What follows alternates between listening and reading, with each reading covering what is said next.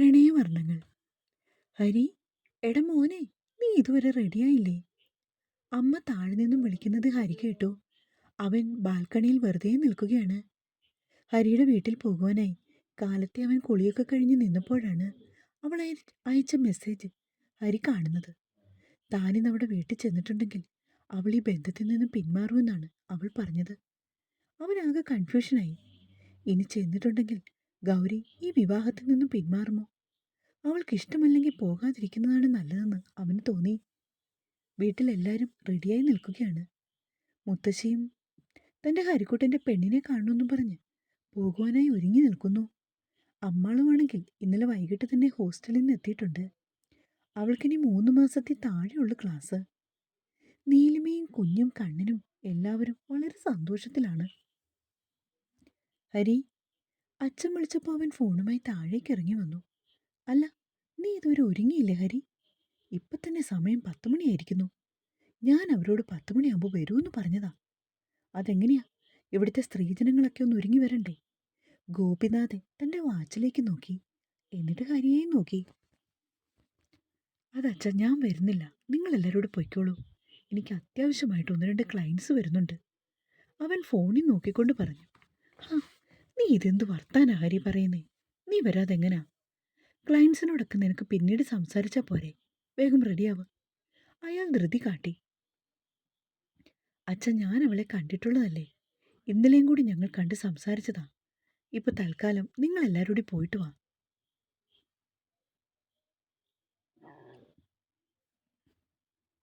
ഹരിയേട്ടൻ എന്താ പെട്ടെന്ന് പറ്റിയത്? ഇന്നലെ രാത്രി കൂടി എന്നോട് ചോദിച്ചതാ ഏത് കളറ് ഡ്രസ്സ് ഇടണമെന്ന്. അമ്മാളുവിൻ്റെ നെറ്റി ചൊളിഞ്ഞു. അതൊക്കെ ശരിയാ മോളെ, ഞാൻ ഇന്ന് വരാമെന്ന് ഗൗരിക്ക് വാക്ക് കൊടുത്തതാ. പക്ഷെ എനിക്ക് കാണേണ്ടവരെ കാണാതെ പറ്റില്ല. എൻ്റെ ഡ്രീം പ്രോജക്റ്റാണ് ഇന്ന് നടക്കാൻ പോകുന്നത്. അതിനിടയ്ക്ക് ഞാനിപ്പോൾ എന്ത് ചെയ്യൂടി? അവരെ കണ്ടേ പറ്റൂ. അച്ഛാ, നിങ്ങളെല്ലാവരോടും ചെല്ല്. വെറുതെ സമയം കളയണ്ട. അവൻ അത്രയും പറഞ്ഞുകൊണ്ട് എല്ലാവരെയും നോക്കി. എങ്കിൽ ശരിയച്ചാ, നമുക്കെല്ലാവർക്കും കൂടി പോയിട്ട് വരാം. ഇവർ തമ്മിൽ എപ്പോഴും കാണുന്നതല്ലേ. കണ്ണം പറഞ്ഞപ്പോൾ എല്ലാവരും ഇറങ്ങി. ഹരി മുത്തശ്ശിയുടെ കവളി കെട്ടിപ്പിടിച്ചൊരു മുത്തം കൊടുത്തു. ഹരി, ഞാൻ ഗൗരിയോട് എന്തെങ്കിലും പ്രത്യേകം പറയണോ? മുത്തശ്ശി അടക്കി പിടിച്ച് അവനോട് ചോദിച്ചു.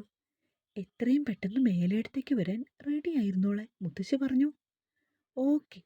മുത്തശ്ശി തള്ളവരിൽ ഉയർത്തി കാണിച്ചു. എന്താണ് അമ്മയും കൊച്ചുമകനും കൂടി അവിടെ ഒരു നാടകം? വരൂ അമ്മ, ഒന്ന് വണ്ടി കയറ്. ഗോപിനാഥൻ കാറിന്റെ മുൻസീറ്റിലെ ഡോർ തുറന്നു പിടിച്ച് ജാനകിയമ്മയെ വിളിച്ചു. അങ്ങനെ 2 കാറുകളിലുമായി മേലെടുത്ത വീട്ടിൽ നിന്നും ഗൗരിയുടെ വീട്ടിലേക്ക് അവർ യാത്രയായി. ഹരി തന്റെ മുറിയിലേക്ക് കയറി. കട്ടിലിൽ ചെന്നവൻ മലർന്നു കിടന്നു. ഗൗരി അയച്ച മെസ്സേജ് ഒന്നുകൂടി അവൻ വായിച്ചു നോക്കി. ഗൗരി, എനിക്ക് നിന്നെ നഷ്ടപ്പെടുത്താൻ പറ്റില്ല ഈ ജന്മം. അതുകൊണ്ട് നീ പറയുന്നത് ഞാൻ അനുസരിക്കുന്നു. ഞാൻ നിന്റെ വീട്ടിലേക്ക് വരുന്നില്ല. ഇനി ഞാൻ വന്നു കഴിഞ്ഞാൽ നീ ഈ ബന്ധത്തിൽ നിന്ന് പിന്മാറിയാലോ? അപ്പോൾ ശരി, എൻ്റെ ഗൗരിക്കുട്ടി മിടുക്കിയായിട്ട് നിൽക്കണം. ഞാൻ രാത്രി വിളിക്കും, നീ ഫോൺ എടുക്കണം. ഓക്കെ? എന്ന് നിന്റെ സ്വന്തം ഹരിയേട്ടൻ. ലവിൻ്റെ 2 സ്മൈലി കൂടി അയച്ചിട്ട് അവൻ ഫോൺ അവൻ്റെ നെഞ്ചത്തേക്ക് വെച്ചു. ഹരിയുടെ മധുരമായ ശബ്ദം ആ മുറിയിലാകെ ഒഴുകി. അവൻ അസ്സലായി പാടുകയാണ്, എല്ലാം മറന്ന്. മനസ്സിലാകെ ഒരു മുഖം മാത്രമേ ഉള്ളൂ, ഒരേയൊരു വികാരവും, തൻ്റെ ഗൗരി. അവളാണ് അവൻ്റെ ശ്വാസം. കണ്ട നാൾ മുതൽ സ്വന്തമാക്കണമെന്ന് ആഗ്രഹിച്ച ഒരേയൊരു പെൺകുട്ടി. ഇന്നുവരെ അച്ഛനോടൊന്നും അവൻ ആവശ്യപ്പെട്ടിട്ടില്ല. ആദ്യമായി അവൻ ആവശ്യപ്പെടുന്നത് നടത്തിത്തരില്ലെന്ന് അയാൾ പറഞ്ഞില്ല. കാരണം അയാളും അവനും തമ്മിൽ ഒരു ആത്മബന്ധമുണ്ട്. അത് ആ കുടുംബത്തിൽ എല്ലാവർക്കും അറിയുകയും ചെയ്യാം. 11 മണിയോടുകൂടി ഹരിയുടെ വീട്ടിൽ നിന്നുമുള്ള ആളുകളെല്ലാവരും ഗൗരിയുടെ വീട്ടിലെത്തി. ഗൗരിയുടെ അച്ഛനും അമ്മയും ദീപനും ലക്ഷ്മിയും എല്ലാവരും കൂടിയാണ് അവരെ സ്വീകരിച്ചത്. ലക്ഷ്മി ചെന്ന് ഗൗരിയെ വിളിച്ചുകൊണ്ട് വന്നു. മാമ്പഴമഞ്ഞയും പച്ചയും ഇടകലർന്ന ഒരു സെറ്റുമുണ്ടുമാണ് ഗൗരിയുടെ വേഷം.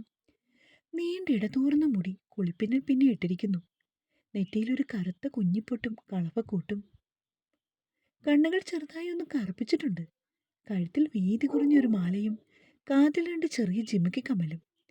കൈത്തണ്ടകൾ 2 ഒഴിഞ്ഞു കിടന്നു. വെളുത്തു മെലിഞ്ഞ ഒരു സുന്ദരി കുട്ടി. ജാനകിയമ്മ കണ്ണെടുക്കാതെ അവളെ നോക്കി നിൽക്കുകയാണ്. അവൾ എല്ലാവരെയും നോക്കിയൊന്ന് മന്ദഹസിച്ചു. അവളെ കണ്ട നീലിമയ്ക്ക് അവളോട് അല്പം അസൂയ തോന്നിയിരുന്നു. മോളെ, ഇതാണ് നമ്മുടെ മുത്തശ്ശി. ദേവി അവളെ പരിചയപ്പെടുത്തി. ഗൗരി മുത്തശ്ശിയുടെ കാൽപാദത്തെ തൊട്ട് വണങ്ങി. നന്നായി വരുമോളെ. മുത്തശ്ശി അവളുടെ നെറുകയെ തൊട്ട് അനുഗ്രഹിച്ചു. എന്നിട്ട് അവളെ ചേർത്ത് പിടിച്ചു. ദേവി പരിചയപ്പെടുത്തേണ്ട കാര്യമൊന്നുമില്ലല്ലോ. ഹരിക്കുട്ടൻ പറഞ്ഞിട്ടില്ലേ എന്നെക്കുറിച്ച്? ഓ, അവൾ പതിയെ പറഞ്ഞു. ഇത് നീലിമ, ഹരിയുടെ ചേട്ടന്റെ ഭാര്യയാണ്. പിന്നെ ഇത് ഞങ്ങളുടെ ഒരേയൊരു മകൾ അമ്മാളു. എല്ലാവരും അങ്ങനെ വിളിക്കുന്നത്. ശ്രീദേവി പറഞ്ഞപ്പോൾ ഗൗരി അവരെ രണ്ടുപേരെയും നോക്കി പുഞ്ചിരിച്ചു. നീലിമയുടെ കയ്യിലിരുന്ന നച്ചുവാവ കൈകാലിളക്കി ചിരിച്ചു. വാവ എന്താ പറയുന്നേ? ചെറിയച്ഛൻ എന്തെങ്കിലും പറയാൻ ഏൽപ്പിച്ചിരുന്നോ കുഞ്ഞിനെ? അമ്മാളും അത് ചോദിക്കുകയും എല്ലാവരും ചിരിച്ചു. ഉമ്മറത്തിരിക്കുകയാണ് ഗോപിനാഥനും കണ്ണനും ദീപനും കൈമളുമുണ്ട്.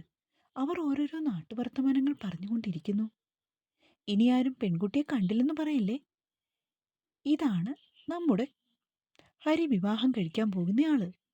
ശ്രീദേവിയാണെങ്കിൽ ഗൗരിയും കൂട്ടിക്കൊണ്ട് ഉമ്മറത്തേക്ക് വന്നു. അച്ഛനെയും കണ്ണനെയും മോൾക്ക് കഴിഞ്ഞ ദിവസം വന്നപ്പോൾ മനസ്സിലായി കാണുമല്ലോ അല്ലേ? ഓ, അവൾ അവരെ നോക്കി പറഞ്ഞു. ലക്ഷ്മിയും സീതയും കൂടി എല്ലാവർക്കും കൊടുക്കുവാനുള്ള ചായയും പലഹാരങ്ങളും മേശമേൽ നിർത്തി.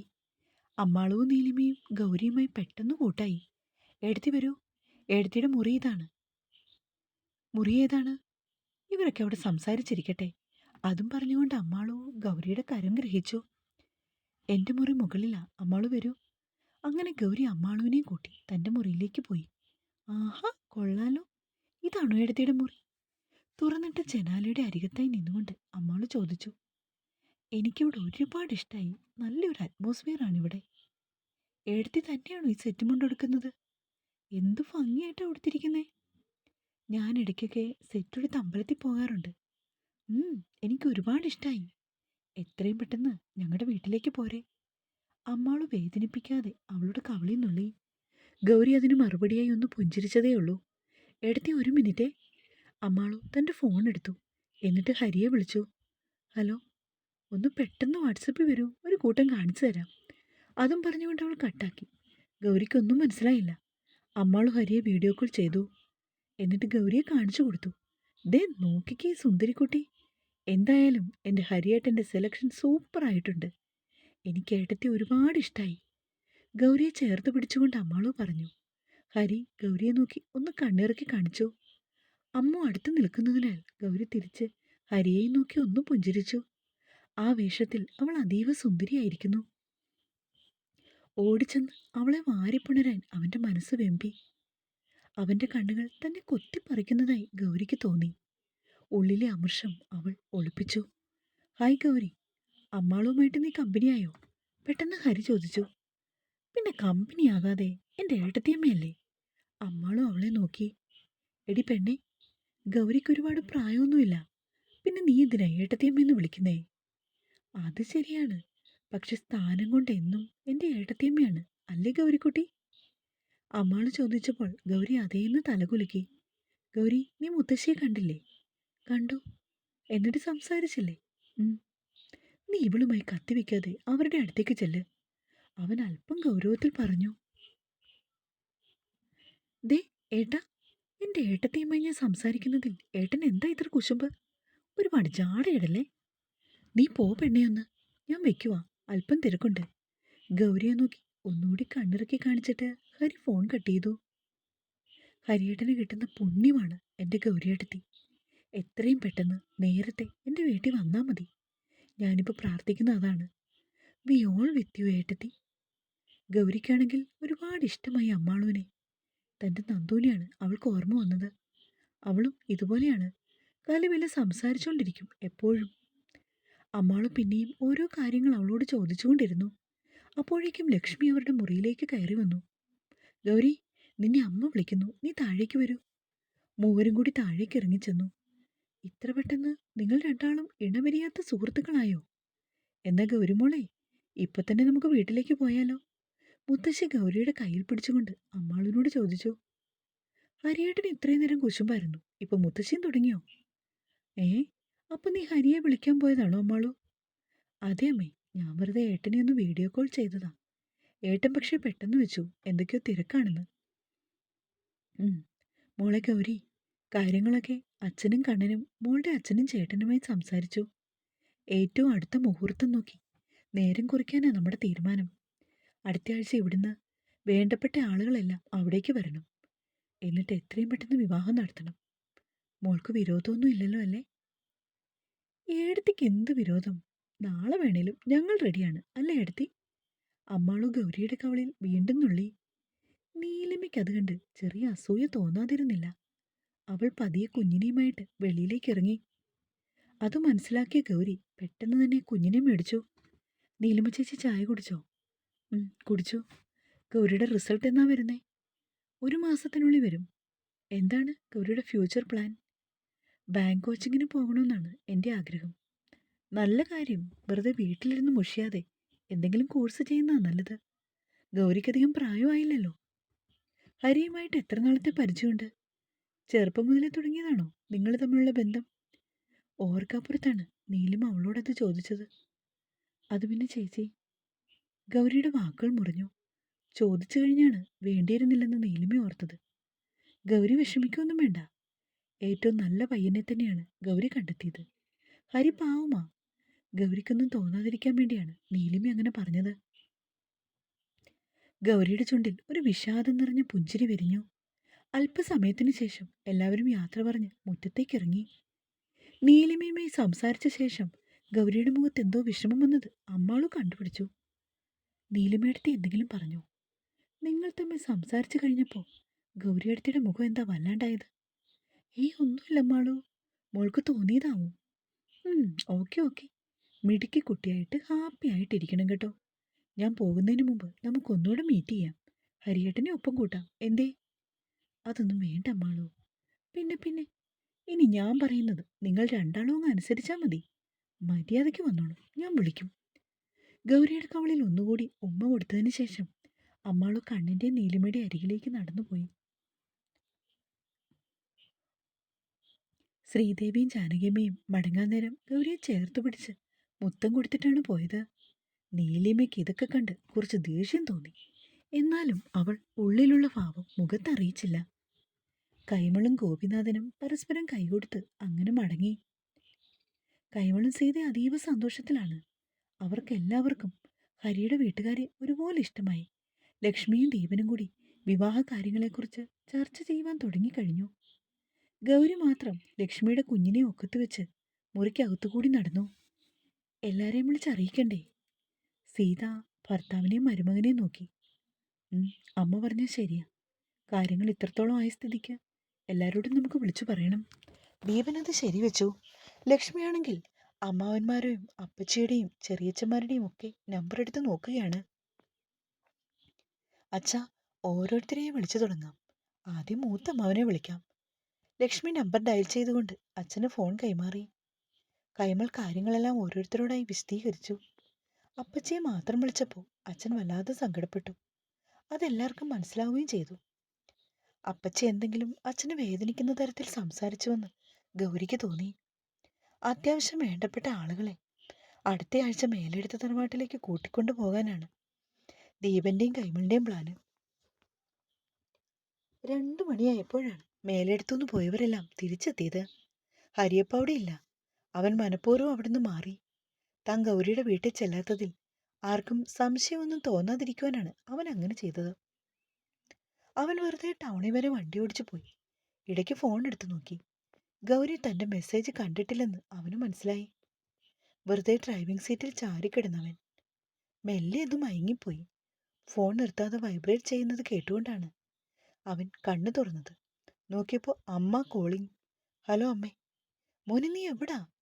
അമ്മ, ഞാനൊന്ന് 2 പാർട്ടികളെ കാണാനേ വന്നതാ. ഞാനിപ്പോൾ ക്ലബിന്റെ വാതിക്കലുണ്ട്. നീ എപ്പോൾ എത്തും തിരികെ? അമ്മേ, ഒരു 1/2 മണിക്കൂർ. ശരി ശരി. നീ ഭക്ഷണമൊന്നും കഴിക്കാതെയാ പോയെന്ന് അമ്മണിയമ്മ പറഞ്ഞു. നിനക്ക് വിശക്കുന്നില്ലേ മോനെ? സമയം 3 കഴിഞ്ഞു. ഞാൻ ഇപ്പം തന്നെ വരാം അമ്മേ. അതും പറഞ്ഞുകൊണ്ട് അവൻ ഫോൺ കട്ട് ചെയ്തു. എന്നിട്ട് വീട്ടിലേക്ക് തിരികെ വണ്ടി ഓടിച്ചു പോയി. അവനെത്തിയപ്പോൾ എല്ലാവരും അവരവരുടെ മുറിയിലാണ്. അമ്മണിയമ്മ ചെന്ന് വാതിൽ തുറന്നു കൊടുത്തു. എല്ലാവരും ഊണ് കഴിച്ചെന്നവർ പറഞ്ഞു.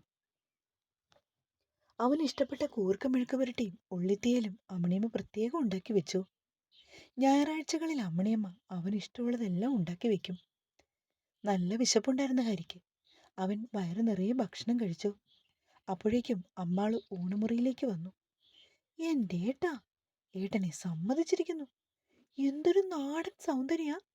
ഒരു ക്രീമും വേണ്ട, ലിപ്സ്റ്റിക്കും വേണ്ട, ബ്ലഷും വേണ്ട.